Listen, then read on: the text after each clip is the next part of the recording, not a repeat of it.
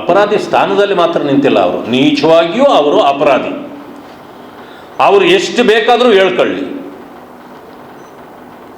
Governor ಅವರು ಅವರಿಗೆ ಪ್ರಾಸಿಕ್ಯೂಷನ್ಗೆ ಅವಕಾಶ ಕೊಟ್ಟಾಗ ಅವ್ರು ಹೇಳಿದ ಮಾತುಗಳೇನು?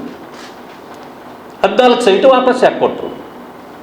ಅಲ್ಲಿಗೆ ಸಾಬೀತಾದ ಮೇಲೆ ಇನ್ನು ಮುಜುಗರದಿಂದ ತಪ್ಪಿಸ್ಕೊಳ್ಬೇಕು ಅನ್ನೋ ಕಾರಣಕ್ಕೆ ಕೊಟ್ಟಿದ್ದು.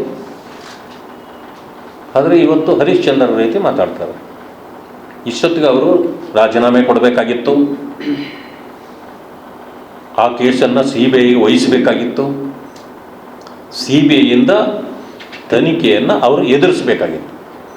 ಆದರೆ ತಮ್ಮ ಚರ್ಮ ಉಳಿಸ್ಕೊಳ್ಳಿಕ್ಕೆ, ತನ್ನ ಗೌರವ ಉಳಿಸ್ಕೊಳ್ಳಿಕ್ಕೆ ಇಲ್ಲದ ಒಂದು ಇದನ್ನು ಮಾಡ್ತಿದ್ದಾರೆ.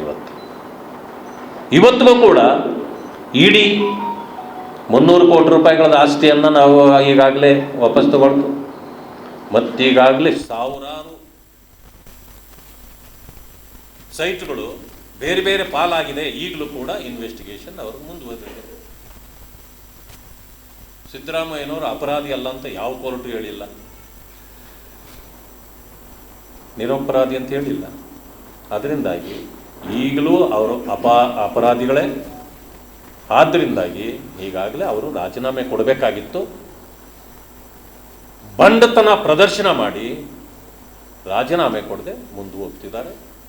ಈಗಲೂ ನಾನು ಒತ್ತಾಯ ಮಾಡ್ತೇನೆ, ರಾಜೀನಾಮೆ ಕೊಡಿ, CBIಗೆ ಕೇಸನ್ನು ವರ್ಗಾವಣೆ ಮಾಡಿ, ಅದನ್ನು ಎದುರಿಸಿ ನೀವು ನಿಜವಾಗಿಯೂ ಅಪರಾಧಿ ಅಲ್ಲ ಅನ್ನೋದನ್ನು ಅಲ್ಲಿ ತೋರಿಸ್ಬೇಕು ಅಂತೇಳಿ ಅವರಲ್ಲಿ ನಾನು ಆಗ್ರಹ ಮಾಡ್ತೇನೆ. ಎರಡನೇ ವಿಚಾರ,